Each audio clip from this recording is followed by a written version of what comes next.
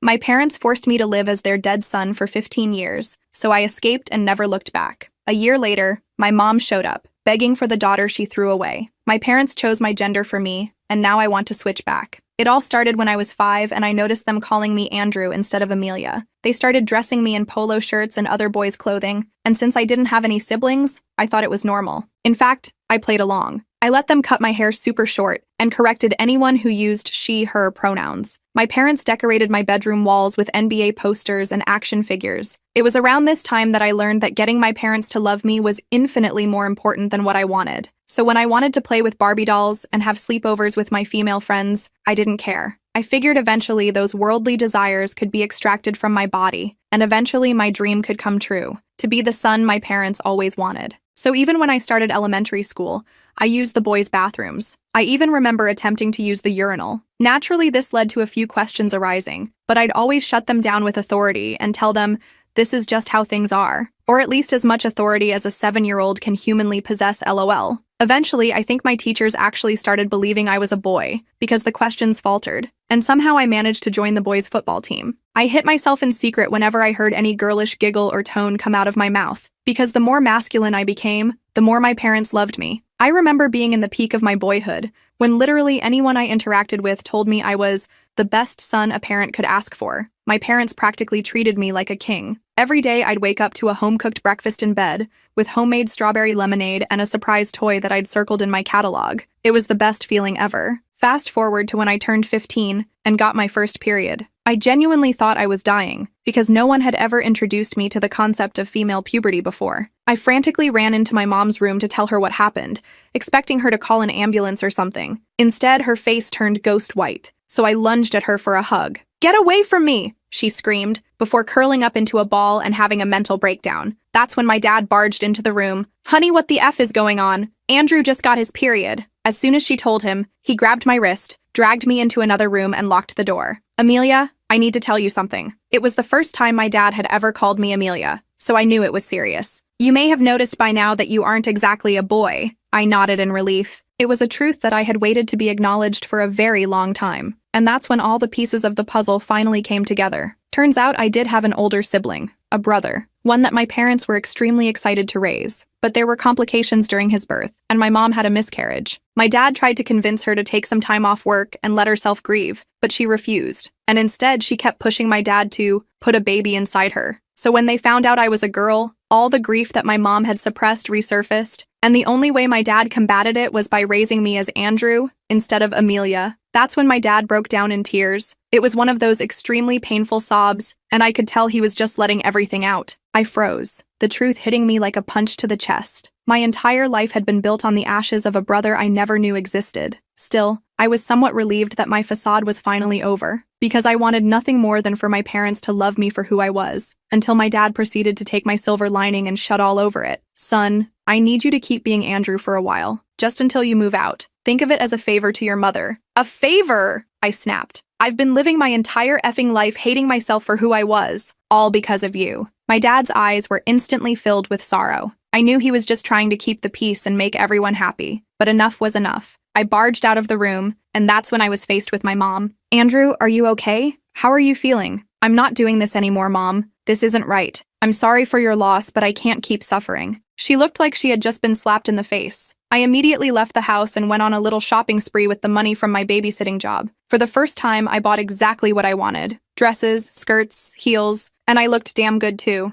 Unfortunately, my mother disagreed. I tried to be quiet when I got home, but still she heard me. She grabbed the nearest pair of kitchen scissors and started cutting through the dresses. "This is not who you are. I will not allow this." This time I didn't even feel sad or angry, just scared. Luckily, my dad heard the commotion and immediately came rushing in. While he tried to calm her down, I literally dialed 911, not knowing what else to do. I didn't know what else to do. My hands were shaking so badly I could barely press the numbers. The police showed up about 15 minutes later. 2 officers, a man and a woman, separated us to take statements. The female officer took me to the living room while the male officer talked to my parents in the kitchen. I told her everything. The whole story about being raised as Andrew, finding out the truth, and my mom destroying my clothes. The officer seemed genuinely concerned and kept taking notes. Her kind eyes made me feel like someone was finally listening. I felt a tiny bit of hope. Maybe this was my escape. Maybe someone would finally help me. But then I heard my mom's voice from the kitchen, all calm and collected. She was telling the male officer that I was going through a difficult phase and had been acting out. I couldn't believe it. She was completely twisting the story. When the officers brought us back together, my mom had tears in her eyes. She told them I had been emotionally unstable lately, and she was just trying to prevent self-injury. She claimed cutting up my clothes was her way of stopping me from doing something I'd regret. My dad nodded along, backing up her story. The perfect united front they'd always presented to the world. The male officer looked at me with pity. "It sounds like your family is going through a tough time," he said. "I'd recommend seeking counseling for your daughter. These teenage years can be confusing." My heart sank. They were buying it. My mom's manipulation was stronger than I thought. The officers left after suggesting some family therapists, and I was left alone with my parents again. The next few days were tense. My mom acted like nothing had happened, still calling me Andrew. My dad kept giving me these sad looks but didn't say anything. I felt trapped. I had tried to escape, and it had failed miserably. I started researching online about gender identity and parental abuse. I found some forums where people shared similar stories. One person suggested documenting everything, so I started keeping a journal hidden under my mattress. I wrote down every conversation, every incident, every lie. I also started saving money again. I got more babysitting jobs and hid the cash in different spots around my room. I wasn't sure what my plan was yet, but I knew I needed options. A week after the police incident, my mom announced she had scheduled an appointment with a therapist. I was hopeful for about 5 seconds until she added, "Dr. Peterson is an old friend of mine. He's going to help you work through these confusing feelings." Great. Another person who would be on their side. I was running out of options and I was starting to feel desperate. I needed help, but I didn't know where to turn. My parents had created this perfect bubble where everyone believed their version of reality.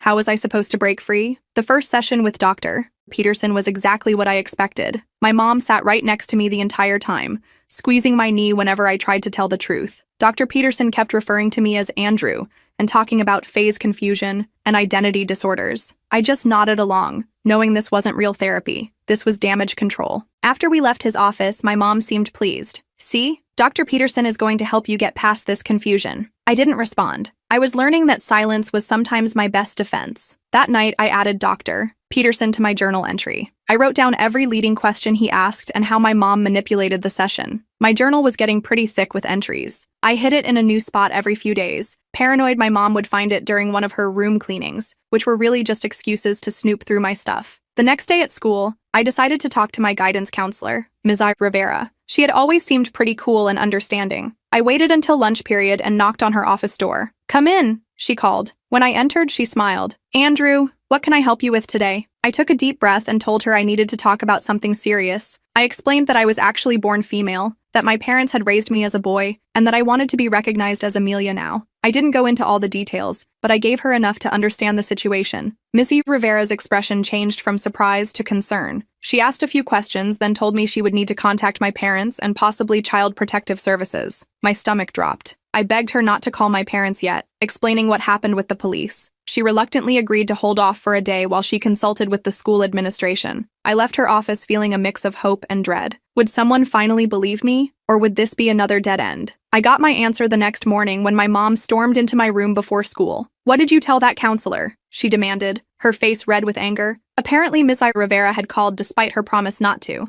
My mom had already spoken to the principal, claiming I was acting out and creating stories for attention. She even brought up Dr. Peterson as evidence that I was already getting proper help. "You're not going back to that school," my mom declared. "I've already called in to say you're sick. We'll be looking at other options." Just like that, I lost my one potential ally and my daily escape from home. My mom took away my phone too, saying I needed to focus on getting better. I was completely cut off. For the next week, I was basically under house arrest. My mom worked from home to keep an eye on me. My dad still went to his office but called multiple times a day to check in. I was never left alone for more than a few minutes. During this time, my mom went through my room thoroughly. She found most of my hidden cash and confiscated it. Thankfully, she missed the wad of bills I'd taped to the underside of my desk drawer. She didn't find my journal either, which I'd started hiding inside an old stuffed animal with a broken seam. My mom also went through my closet, removing anything she deemed too neutral that could be worn in a feminine way. I was left with the most masculine clothes possible: baggy jeans, sports jerseys, and button-up shirts. The isolation was getting to me. I needed to talk to someone who would understand. I remembered my friend Charlotte from my biology class. We weren't super close, but she had always been nice to me. More importantly, she had mentioned having a cousin who was transgender. Maybe she would get it. One afternoon, when my mom was on a conference call in her office, I snuck into my dad's study and used his computer. I found Charlotte on Instagram and sent her a direct message explaining my situation as briefly as possible. I asked if we could meet somehow. Then I deleted the message from the sent folder and cleared the browser history. 2 days later, I was surprised when Charlotte showed up at our front door. She told my mom she was dropping off homework assignments. My mom seemed suspicious, but let her in. Charlotte handed me a folder full of papers, then asked if she could use our bathroom. On her way back, she slipped me a note hidden between the homework sheets. After she left, I locked myself in my bathroom to read it. Charlotte believed me. She wrote that her parents were willing to help if I needed a place to stay. She included her phone number and told me to call from a safe phone anytime. I felt a surge of hope for the first time in weeks. I wasn't completely alone. I just needed to figure out how to get out of this house. My chance came sooner than expected. My dad's mother got sick, and both my parents needed to travel to see her. They debated what to do with me, clearly not trusting me to stay home alone. Finally, they decided I would stay with our neighbor, Mrs. Chen, an elderly woman who had known me as Andrew for years. Mrs. Chen was nice, but went to bed early and took medication that made her sleep deeply. The first night I was there, I waited until she was asleep, then snuck out. I walked to the gas station down the street and used the payphone to call Charlotte. Her dad picked me up 20 minutes later. He didn't ask many questions, just drove me to their house where Charlotte was waiting. She hugged me immediately, which felt weird but also really nice. I hadn't been hugged in a long time. Charlotte's mom made me hot chocolate while I explained everything in more detail. They were horrified by my story. Charlotte's dad, who turned out to be a social worker,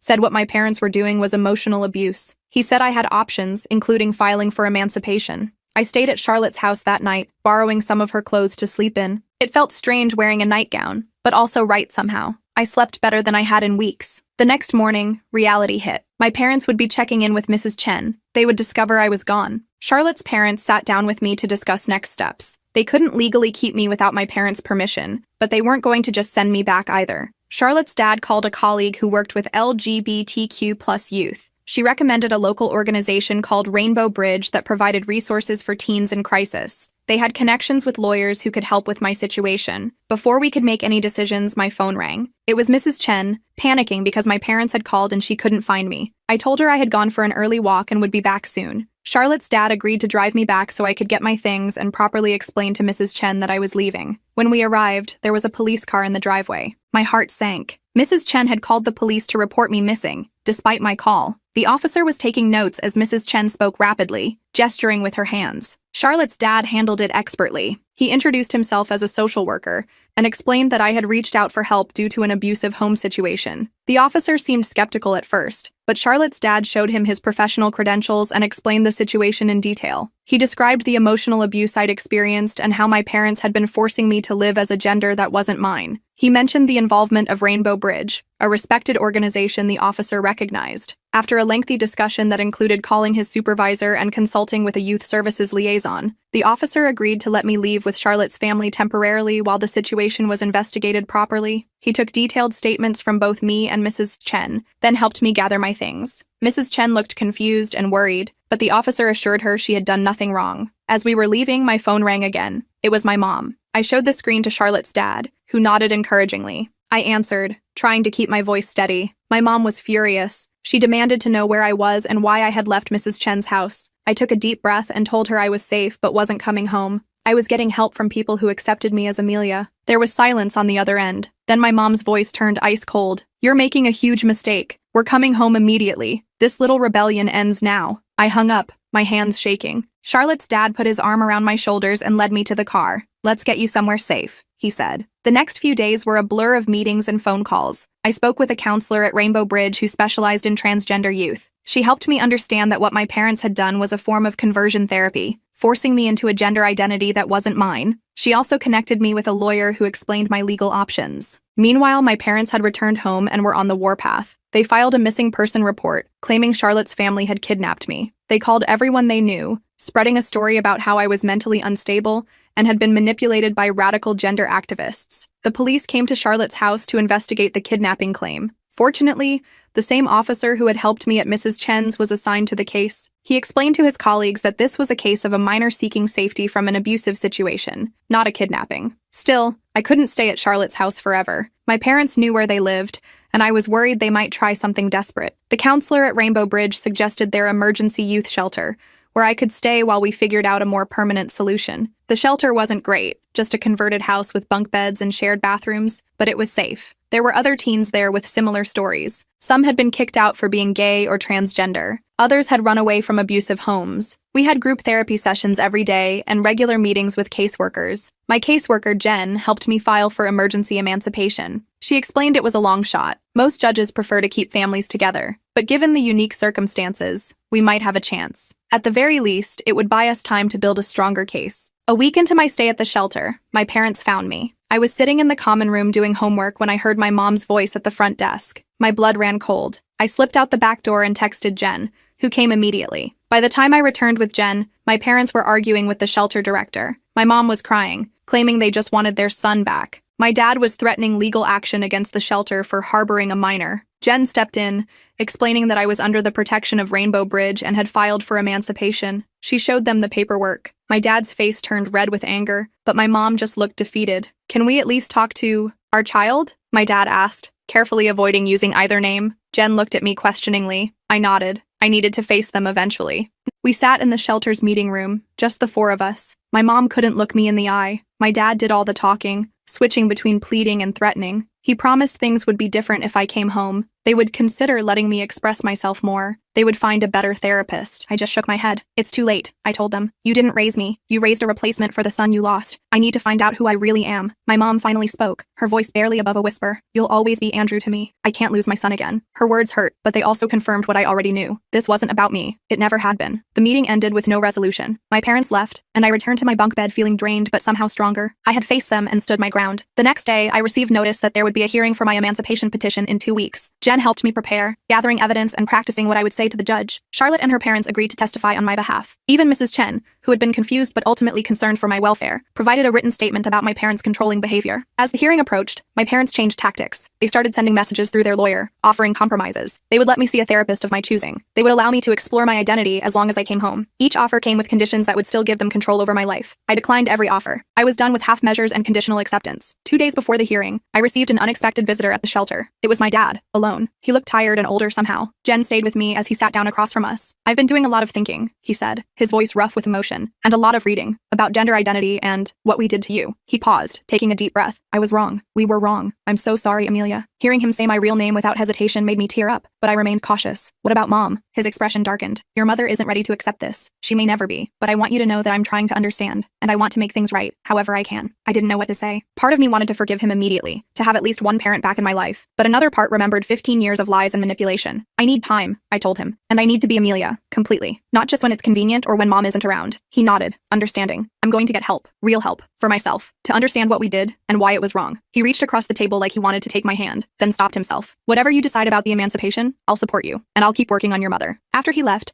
I sat with Jen trying to process what had happened. Was this a genuine change of heart, or just another manipulation tactic? I wanted to believe him, but trust was going to take time to rebuild. The day of the hearing arrived. I wore clothes borrowed from Charlotte, a simple blouse and jeans that felt feminine but not overly so. I wanted to look like myself, whoever that was. Both my parents were there with their lawyer. My mom still couldn't look at me, but my dad gave me a small nod of encouragement. Charlotte's family sat behind me with Jen and the Rainbow Bridge lawyer. The judge, an older woman with kind eyes, listened carefully as both sides presented their cases. My parents' lawyer argued that I was too young to make such important decisions and needed parental guidance. Our lawyer presented evidence of the psychological harm I had suffered from being forced to live as someone I wasn't. When it was my turn to speak, I told my story simply and honestly. I explained that I didn't hate my parents, but couldn't continue living a lie. I needed space to discover who I really was after 15 years of being someone else. The judge asked thoughtful questions about my plans for school, housing, and financial support. The Rainbow Bridge representative explained their transitional housing program for youth like me, where I could stay while finishing high school. After hearing all the evidence, the judge called for a short recess to consider her decision. Those 20 minutes were the longest of my life. I sat in the hallway with Charlotte, too nervous to speak. When we returned to the courtroom, the judge delivered her ruling. She granted me partial emancipation. I would be allowed to make my own decisions regarding my gender identity, medical care, and living situation, but my parents would still have certain legal responsibilities until I turned 18. It wasn't a complete victory, but it was enough. I could live at the Rainbow Bridge housing, attend a new school, and begin the process of legally changing my name. My parents would have to continue providing financial support and insurance coverage, but they couldn't force me to live as Andrew anymore. As we left the courtroom, my dad approached me. "I meant what I said," he told me quietly. I want to be part of your life, Amelia. When you're ready. I nodded, not trusting myself to speak. It would be a long road to forgiveness, but maybe someday. My mom walked past without a word, her face a mask of grief. I understood then that for her, this was like losing her son all over again. I hoped that someday she would realize she hadn't lost anyone. She had gained a daughter who had been there all along. That night, in my new room at the Rainbow Bridge housing, I wrote the longest entry yet in my journal. For the first time, I signed it with my real name, Amelia. It felt right. It felt like coming home to myself. The next few weeks were challenging, but in a different way than before. Instead of fighting to be seen, I was learning who I actually was. What did Amelia like? What clothes made her feel comfortable? What name did she want to be called? These were questions I'd never been allowed to ask before. I enrolled in a new high school where nobody knew me as Andrew. I introduced myself as Amelia from day one. Some kids were curious about my background, but most just accepted me as the new girl. It was refreshing to start over without the weight of my past. Charlotte visited often, helping me shop for clothes and giving me tips on hair and makeup. I wasn't interested in being super feminine. That wasn't me either, but I enjoyed exploring styles without judgment. I cut my hair in a bob that felt right for my face, and I started wearing clothes that expressed who I was, rather than who anyone else wanted me to be. My dad kept his word. He started seeing a therapist who specialized in LGBTQ+ issues and joined a support group for parents of transgender kids. He called once a week, always careful to use my correct name and pronouns. Our conversations were awkward at first, but gradually became more natural. My mom remained distant. She sent money as required by the court, but included notes addressed to Andrew. I returned them unopened. It hurt, but I understood she was still grieving for someone who had never really existed. One day, about 2 months after the hearing, I received a package from my dad. Inside was a photo album I'd never seen before. It contained pictures of me as a baby, before they started calling me Andrew. There I was in pink onesies, with tiny earrings and a headband with a bow. There were photos of my mom holding me, looking tired but happy. Along with the album was a note from my dad. These belong to you all along. I'm sorry we tried to erase this part of your history. I cried as I flipped through the pages. Here was proof that Amelia had existed from the beginning. She hadn't been erased completely. She had just been waiting to be rediscovered. That album became my most treasured possession. It was the bridge between my past and my future. Proof that I wasn't starting from scratch, but reclaiming something that had always been mine. The album became my anchor during those first few months of independence. Whenever I doubted myself or felt lost, I'd flip through those baby pictures and remember that Amelia had always existed. I wasn't becoming someone new. I was returning to who I was meant to be all along. Living at the Rainbow Bridge housing was actually pretty cool. I shared a small apartment with 2 other teens, Lisa and Harper. Lisa was there because her parents kicked her out when she came out as lesbian. Harper was non-binary and had run away from a super religious household. We all had our own rooms but shared a kitchen and living area. It felt like a weird little family. My case manager Jen checked in weekly to make sure I was doing okay with school, mental health, and just life in general. She helped me navigate the process of legally changing my name, which turned out to be way more complicated than I expected. So many forms and fees and court appearances. But finally, after 3 months of bureaucratic nonsense, I officially became Amelia Grace Wilson. I framed the court order and hung it on my bedroom wall. School was going surprisingly well. I made some new friends who only knew me as Amelia. I joined the art club and discovered I actually had a talent for painting. My grades improved too, probably because I wasn't spending all my mental energy pretending to be someone else. My dad kept calling regularly. Our conversations got less awkward over time. He told me he was reading books about transgender experiences and attending a support group for parents. He seemed genuinely committed to understanding me better. He even asked if he could visit sometime, but I wasn't ready for that yet. Baby steps. My mom was a different story. She still refused to call me Amelia or acknowledge what happened. The court-ordered support payments came on time, but that was our only connection. I tried not to let it bother me, but some nights I'd cry myself to sleep thinking about her. Charlotte told me to give it time, that some parents take longer to come around. I wasn't sure my mom ever would. About 6 months after moving into Rainbow Bridge housing, I got an unexpected visitor. I was doing homework in the common area when the front desk called to say someone was asking for me. I figured it was Charlotte or maybe my dad finally showing up unannounced. Instead, I found Mrs. Chen waiting in the lobby. She looked exactly the same. Tiny frame, silver hair in a neat bun, practical shoes. She smiled nervously when she saw me. Amelia, she said, pronouncing my name carefully. You look well. I was so shocked to hear her use my real name that I just stood there for a second. Mrs. Chen had known me as Andrew for years. She'd been my babysitter since I was little. I finally managed to thank her and invite her to sit down in the visitors area. I bring something, she said, pulling a small paper bag from her purse. Inside was a jade pendant on a silver chain. In Chinese culture, jade protects the wearer, brings good fortune. I held the necklace in my palm, touched by the gesture. Thank you. But why? I know your mother for many years, Mrs. Chen said. She is a stubborn woman, proud woman, but she is hurting. She patted my hand. I tell her, losing son is sad, but having daughter is blessing. My throat tightened. You talked to my mom about me? Mrs. Chen nodded. Many times. She listened, even if she not show it. She stood up, smoothing her pants. Just wanted you to know, and to see you happy. After she left, I sat there holding the jade pendant, trying to process what she'd said. Was my mom actually listening to Mrs. Chen? Was there hope she might come around someday? I didn't want to get my hopes up, but I couldn't help feeling a tiny spark of optimism. I put on the necklace and tucked it under my shirt, close to my heart. A few weeks later, I got a text from my dad asking if we could meet for coffee. I agreed, suggesting a cafe near my school. I arrived early and grabbed a table in the corner, nervously fidgeting with my cup. When my dad walked in, I almost didn't recognize him. He'd lost weight and grown a beard. He looked older but somehow lighter too. He ordered a coffee and sat across from me. For a minute, we just looked at each other awkwardly. Then he pulled out a small gift bag and slid it across the table. Happy birthday, he said. I know it's next week, but I wanted to give you this in person. I'd almost forgotten my own birthday was coming up. I opened the bag and found a small jewelry box inside. The necklace was simple, a silver letter A on a delicate chain. I immediately put it on, right next to Mrs. Chen's jade pendant. Thank you, I said, genuinely touched. It's perfect. My dad smiled, looking relieved. I wasn't sure. I mean, I'm still learning what you like. I'm still still figuring that out myself, I admitted. We talked for almost 2 hours. He told me about his therapy sessions and how he was working through his guilt about what happened. I told him about school and my new friends and my painting. It felt surprisingly normal, like we were just a dad and daughter catching up. Before we left, he mentioned that my mom had started seeing a grief counselor. She's not ready to talk about you yet, he said carefully, but she's trying to work through her feelings about everything. I nodded, not wanting to get my hopes up. That's good for her. She keeps that photo album on her nightstand, he added. The one with your baby pictures. I've seen her looking at it sometimes. I didn't know what to say to that. I just hugged him goodbye. A quick, awkward embrace that still felt like progress. The next few months fell into a comfortable routine. School, therapy, hanging out with Charlotte and my new friends. My dad and I met for coffee every other week. I was starting to feel like a normal teenager, whatever that means. Then one day in April, about a year after I'd left home, I got a letter in the mail. The handwriting on the envelope was unmistakably my mother's. I stared at it for a long time before opening it. Inside was a birthday card, one of those generic happy birthday ones with flowers on the front. My birthday had been months ago, but that didn't matter. What mattered was the name on the envelope, Amelia. The message inside was brief. I'm trying to understand. It's hard. Mom. No declaration of love or acceptance. No apology. Just 7 words. But they were the first words she directly addressed to Amelia, not Andrew. It wasn't much, but it was something. I showed the card to my therapist at our next session. Dr. Patel had been helping me work through my complicated feelings about my parents for months. She reminded me that healing isn't linear,